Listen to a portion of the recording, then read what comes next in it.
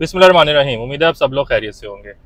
आज मैं एक और गाड़ी के रिव्यू के साथ आपकी खिदमत में हाजिर हूँ और इस वक्त जो गाड़ी मेरे पास है ये है टोयोटा करोला ग्रैंडी 2017 का मॉडल। तो आज मैं आपको बताऊंगा कि इस गाड़ी में क्या क्या फ़ीचर्स होते हैं, क्या क्या ऑप्शंस कंपनी देती है, गाड़ी की ड्राइव कैसी है, फ्यूल एवरेज कैसी है, क्या प्रोज हैं क्या कॉन्स हैं, और उसके अलावा जो जो इसका यूज़र एक्सपीरियंस होता है ना, वो सारा आपके साथ इंशाल्लाह शेयर करूँगा। चलें शुरू करते हैं अपनी वीडियो को। अस्सलाम वालेकुम, मेरा नाम है हुरामी और आप देख रहे हैं ऑटो टॉक विद हुर। और मेरे साथ मुझे कंपनी देने के लिए मेरे दोस्त आमिर दोबारा मौजूद है। अस्सलाम वालेकुम। तो शुरू करते हैं हम अपने रिव्यू को। तो सबसे पहले अगर मैं आपको बताऊं ना कि ये जो गाड़ी है ये 2017 मॉडल है और Toyota Corolla Grande top of the line variant, ठीक है। ये जो है ये 1800 सीसी गाड़ी होती है और इसमें सनरूफ भी होती है।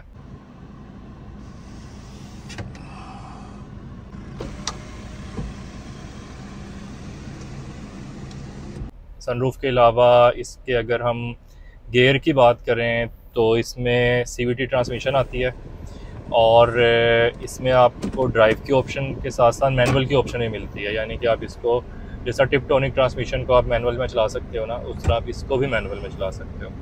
यानी कि अगर आप प्लस पे करते जाएंगे तो गियर प्लस होता जाता है और अगर माइनस करते जाएंगे तो गियर डाउन होता चला जाता है। इसके अलावा कंपनी इसमें पैडल शिफ्टर की ऑप्शन भी देती है। यानी कि उस ज़माने में अगर मैं बात करूँ ना कि जो गाड़ियाँ आती थी 2017 में जो करोला आती थी उसमें 4-5 वेरिएंट्स अवेलेबल होते थे। GLI वेरिएंट होता था, XLI होता था, फिर उसके बाद आपका GLI ऑटो होता था, फिर 1.6 ऑल्टस होती थी जिसमें मैनुअल और ऑटो दोनों वेरिएंट्स अवेलेबल होते थे। फिर 1.8 में होती थी जिसमें आपको फुल ऑप्शन जो होती थी वो ग्रैंडी होती थी। ग्रैंडी जो होती थी उसमें एक्स्ट्रा चीज़ जो होती थी वो ये होती थी कि इसमें सनरूफ होती थी और पैडल शिफ्टर होते थे, इसलिए जो है ना वो इसको ग्रैंडी कहते होते थे। तो इसमें जो है ये पैडल शिफ्टर भी हैं, सनरूफ भी है और इस तरह की जो है ना सारी ऑप्शन अवेलेबल हैं। अच्छा, ये वाली जो है इससे पिछला वेरिएंट जो था यानी कि 2015 जो होती थी वो हमारी इसमें क्लाइमेट कंट्रोल नहीं आता था, उसमें नॉब्स होती थी सिंपल। इस वाले में जो है वो क्लाइमेट कंट्रोल भी है।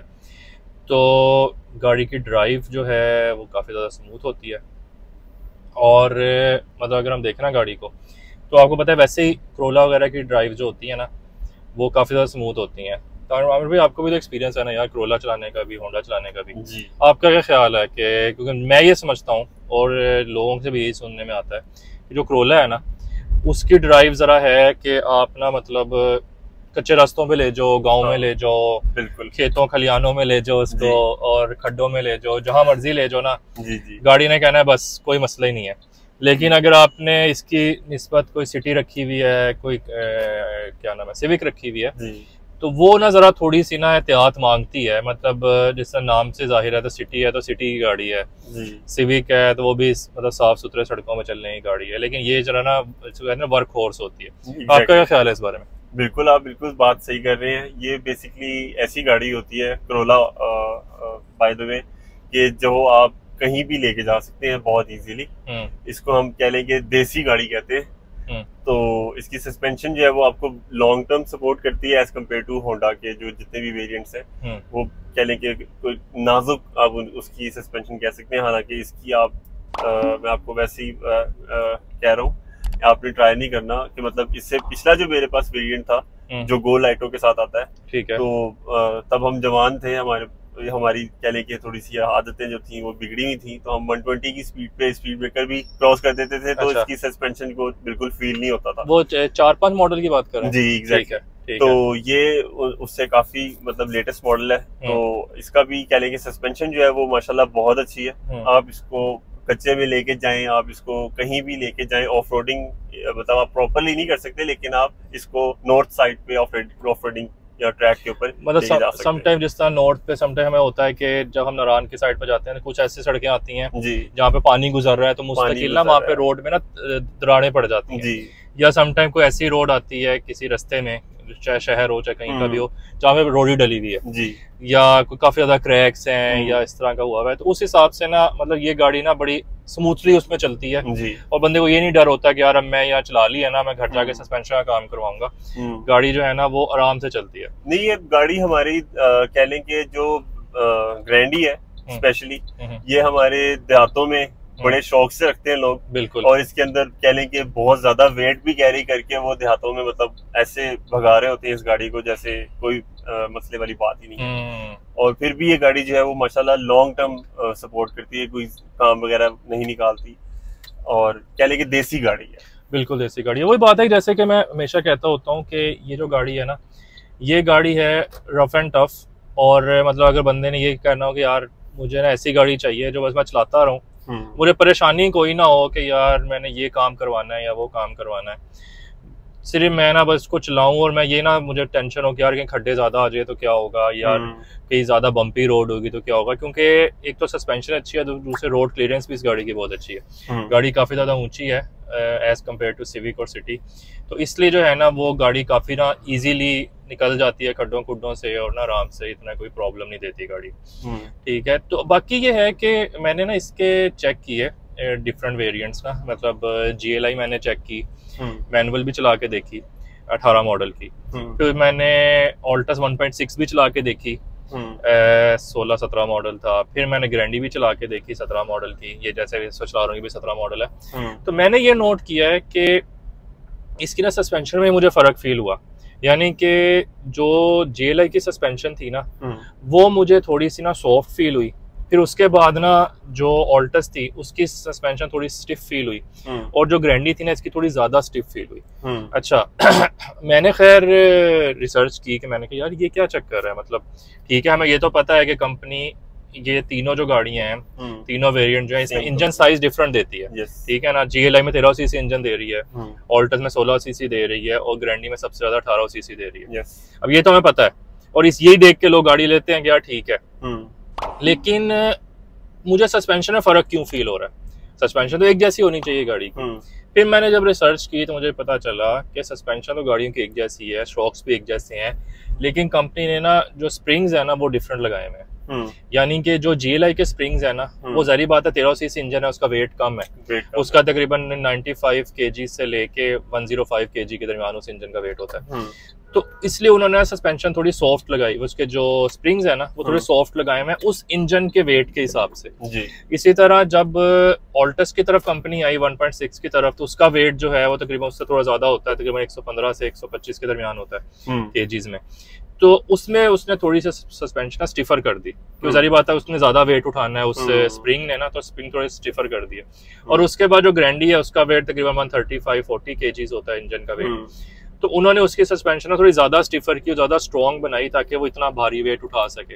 यानी कि उसका जो स्प्रिंग था ना, यानी कि कंपनी ने सारा कुछ सेम रखा, इंजन जब चेंज किया तो उससे स्प्रिंग चेंज कर दिया, जिसकी वजह से मुझे ये फील हुआ कि यार सस्पेंशन ना मतलब ग्रैंडी की मुझे ज्यादा अच्छी लगी एज कम्पेयर टू जब मैंने GLI चलाई। तो GLI की सस्पेंशन मुझे ना इतनी, जिसको कहते हैं ना कि मजेदार नहीं फील हुई, इतना मुझे प्लेजर नहीं आया सस्पेंशन का जितना मुझे ग्रैंडी की सस्पेंशन का है, क्योंकि सारी बात है स्प्रिंग्स में डिफरेंस था।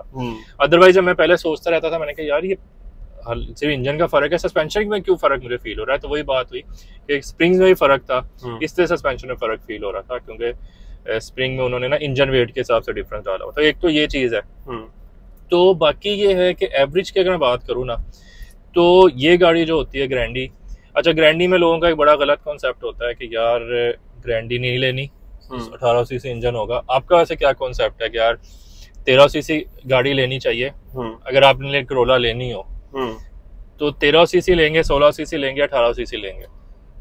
डिपेंड करता है, ठीक है। ये अगर तो आप कह लें कि मतलब मैं एक ऐसी गाड़ी रखना चाह रहा हूँ कि मुझे फीचर्स भी सारे चाहिए और सिडान हो और लॉन्ग रूट और शॉर्ट रूट दोनों के ऊपर जो है वो एडजस्टेबल हो बहुत इजीली, तो मैं प्रेफर करूंगा कि मैं हायर इंजन के साथ जाऊं, कि कहीं आपको कहीं जरूरत पड़े भी तो गाड़ी आपको सपोर्ट करे। मतलब कहीं ऐसी चढ़ाई आ जाती है जहाँ पे 1300 सीसी या 1000 सीसी आपको सपोर्ट नहीं करती, तो वहां पे आपकी गाड़ी जो है वो आपको आगे तक नहीं लेके जाएगी और आपका सफर जो है वो थोड़ा सा डिस्टर्ब हो सकता है। लेकिन 1.8 जो GLI ग्रैंडी है इसमें बेसिकली आपको सारी सपोर्ट देखने को मिलेगी। और 1.8 इंजन जो है वो इसका ऐसा नहीं है कि मतलब आप वो जो आपकी बात है कि स्प्रिंग्स इसके स्टिफ है, गाड़ी चलाने में बहुत ज्यादा स्मूथ है।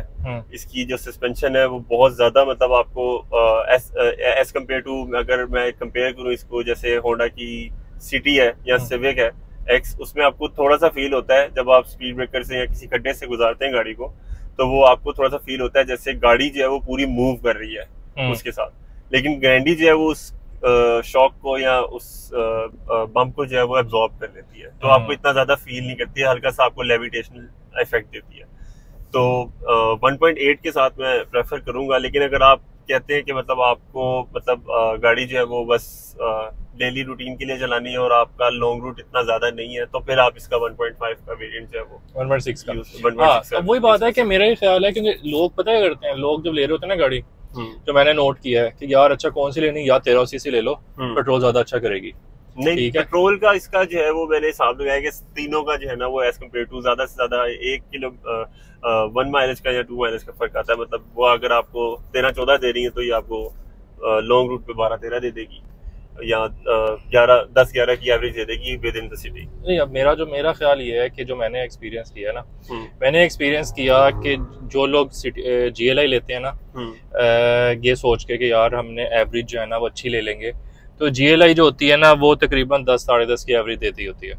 ठीक है, अगर आप उससे बड़े इंजन पे चले जाओ, 16 सीसी पे चले जाओ ऑल्टस पे, तो वो आपको जो है ना वो उससे 1-2 किलोमीटर ज्यादा अच्छी एवरेज देगी, 12 तक चली जाएगी एवरेज। ठीक है, लेकिन अगर आप ग्रैंडी पे जाते हो तो ग्रैंडी आपको, यानी कि आप एक जिसको कहते हैं लेमैन में आप सोचोगे कि 18 सीसी इंजन है, पता नहीं क्या करता होगा। लेकिन जो 18 सीसी इंजन है ना, वो क्योंकि पावर टू वेट रेशो बड़ी अच्छी उसके सेट हुई हुई है, इसलिए वो गाड़ी जो है ना आपको एक अच्छी, मतलब जिसको कहते हैं ना नॉर्मल रूटीन में, आप वो रैश ड्राइविंग नहीं कर रहे हो, नॉर्मल एक जनरली जैसे गाड़ी चलाते हैं वैसे आप चला रहे हो, तो वो गाड़ी आपको 13-13.5 की एवरेज सिटी में आराम से दे देती है। अगर आप और जरा इस कॉन्शियस के साथ चलाओ कि यार मैंने गाड़ी की एवरेज ज्यादा लेनी है, तो 14.5-15 भी दे देती है सॉफ्ट पेडल के साथ अगर आप चलाओ। ठीक है, क्योंकि CVT गियर है, CVT गियर वैसे ही अच्छी एवरेज निकालता होता है। ठीक है, तो ये इसलिए ये भी मैंने सोचा इस वीडियो में एक कॉन्सेप्ट भी सही कर दूं कि जरूरी नहीं है कि हमेशा छोटा इंजन अच्छी एवरेज देगा। कोरोला के केस में जितना बड़ा इंजन होगा वो सबसे अच्छी एवरेज देगा। सबसे बुरी एवरेज 13 सीसी इंजन की है, मीडियम एवरेज 16 सीसी की, और सबसे अच्छी एवरेज ग्रैंडी की 18 सीसी इंजन के साथ है।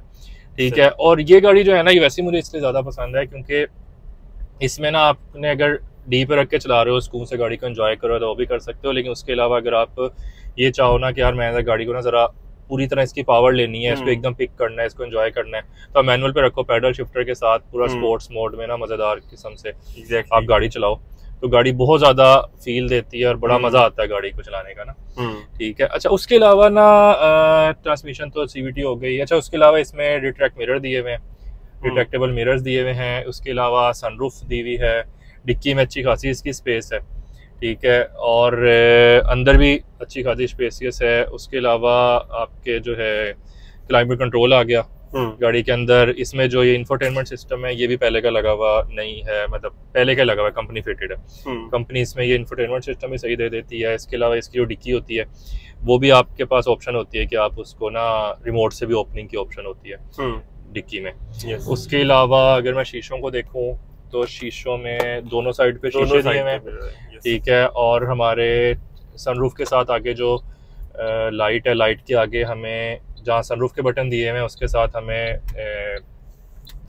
जो है हमारा सनग्लासेस रखने की ऑप्शन दी हुई है।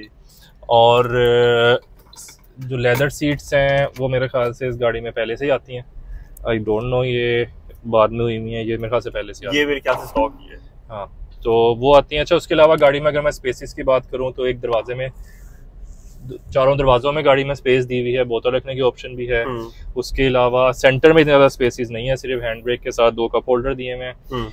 और इसके अलावा जो बैक है, बैक में इसके आर्मरेस्ट दिया गया है, और इसकी बैक की जो सीट्स है ना वो रिक्लाइन भी हो जाती है थोड़ी सी, मतलब हल्की सी ना उसकी आप स्पोर्ट जो है ना वो रिक्लाइन कर सकते हो, 45 डिग्री तकरीबन जो है ना वो रिक्लाइन कर सकते हो। बाकी जो डैशबोर्ड है बिल्कुल मिनिमम सा है, और सेंटर में आपको इसके टाइम मिल जाता है, टाइम की क्लॉक मिल जाती है।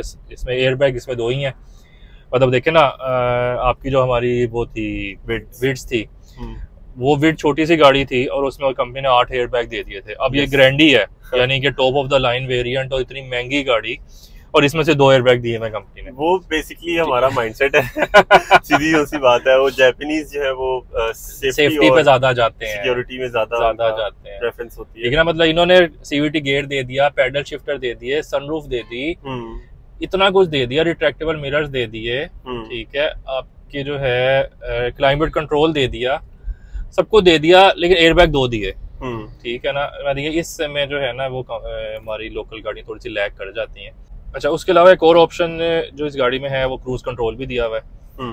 तो आप मतलब ना आराम से क्रूज लगा के गाड़ी में ना आराम से आप लॉन्ग रूट पे और आराम से फिर सकते हो। स्टीयरिंग पे मल्टीमीडिया कंट्रोल्स भी दिए हुए हैं।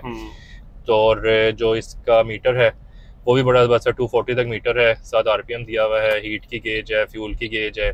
सेंटर में जो पूरी इसकी स्क्रीन है उसमें इसका जो है ना वो सारा हमें सारी चीज़ें मिल जाती हैं कि इस वक्त फ्यूल एवरेज क्या आ रही है, और बाकी सारी ना मतलब ट्रिप पे जो हमारा हमने सारा इसके वो लगाए हुए होते हैं कि हमारा ये वाला ट्रिप कितना है, उसके अलावा मीटर की वो सारा कुछ जो है ना हमारा, और हमारा डी पे है या किस पे है, वो सारा कुछ हमारा ना सेंटर की जो स्क्रीन है इसमें आ रहा होता है। तो बहरहाल लेकिन ये है कि गाड़ी ओवरऑल बहुत अच्छी होती है, और मैं ये रिकमेंड करता हूँ कि अगर बंदे ने, जारी बात है हाँ प्राइसेस में डिफरेंस आ जाता है, जारी बात है अगर बंदे ने 17 मॉडल की GLI लेनी हो मैनुअल या ऑटो, या फिर उसके बाद ऑल्टस लेनी हो या ग्रैंडी लेनी हो, तो जारी बात है प्राइसेस में फर्क होगा। जो GLI होगी वो सबसे सस्ती होगी और जो ग्रैंडी होगी वो जरा हायर साइड पे होगी। लेकिन जो मजा ग्रैंडी को चलाने का है ना, जिसने ग्रैंडी चलाई हुई है ना, वो दोबारा GLI चलाने का उसको नहीं मजा आता। वो कहता है यार ये गाड़ी भाग ही नहीं रही, गाड़ी चल ही नहीं रही, क्योंकि गाड़ी हमेशा GLI अंडर पावर फील होती है। जो ऑल्टस होती है ना वो मीडियम फील होती है, क्या ठीक है, जिसकी वजह से जस्टिफाइबल है। और जो ग्रैंडी है वो जरा थोड़ी हायर साइड पे फील होती है, यार ठीक है जबरदस्त है, ठीक है। तो मैं ये रिकमेंड करता हूँ कि यार अगर तो जरा थोड़ा बजट इतना इशू नहीं है तो ढूंढ के एक दो ग्रैंडी ले लें। ग्रैंडी जो मज़ा देगी ना वो आपको ऑल्टस 1.6 भी नहीं देगी और आपको GLI भी मज़ा नहीं देगी। तो ये सारी चीज़ें थी इसमें, ऑप्शन जो अवेलेबल थी मैंने आपको बता दी हैं। और इसके अलावा और इसमें सच कोई और ऑप्शन है नहीं। तो उम्मीद है आपको रिव्यू पसंद आया होगा और आपको आइडिया हो गया होगा, और जो आपके थोड़े से कॉन्सेप्ट ऐसे थे कि यार गाड़ी जो है वो एवरेज क्या देती है वो भी आपको आइडिया हो गया है। उसके अलावा गाड़ी की जो ड्राइव है, पार्ट्स का भी गाड़ी का कोई इशू नहीं है। गाड़ी जो है ना अगर आप कहीं भी गाड़ी ले जाओ, कहीं गाड़ी खुदा ना खासा ख़राब भी होती है, हर मैकेनिक समझता है हर जगह पार्ट्स की अवेलेबिलिटी इसकी बहुत ईजी होती है। ABCDEF को 7-8 कैटेगरीज के पार्ट्स मिल जाते हैं, सस्ते से लेके अच्छे से अच्छा पार्ट इसका अवेलेबल होता है। लेकिन पार्ट हमेशा मैं रिकमेंड करता हूँ कि अच्छे वाले लेके लगाना चाहिए, क्योंकि सस्ता वाला आप लगाएंगे तो 2 महीने बाद ख़राब होगा, अच्छा लगाएंगे तो हो सकता है 4-5 साल चल जाए। तो ये चीज़ इसमें होती है। बाकी ये है कि इसके अलावा अगर आप मुझे कोई पूछना चाहें इस गाड़ी के बारे में कि यार कोई चीज़ अगर मुझसे मिस हो गई है तो आप मुझे कमेंट सेक्शन में मुझसे पूछ सकते हैं, मेरे व्हाट्सएप नंबर मुझसे कांटेक्ट कर सकते हैं, मैं कोशिश करूँ जल्दी आपको जवाब दूँ। इसके अलावा अगर आप मुझे कोई और वीडियो सजेस्ट करना चाहें या कोई और टॉपिक पे कोई वीडियो सजेस्ट करना चाहें तो भी सजेस्ट कर सकते हैं, मैं कोशिश करूँगा वो वीडियो भी आपको ये बना सकूँ। तब तक कि मुझे इजाज़त दें, मिलते हैं इंशाल्लाह किसी अगली वीडियो में किसी और रिव्यू के साथ या किसी और टॉपिक के साथ। अस्सलाम वालेकुम, अल्लाह हाफ़िज़।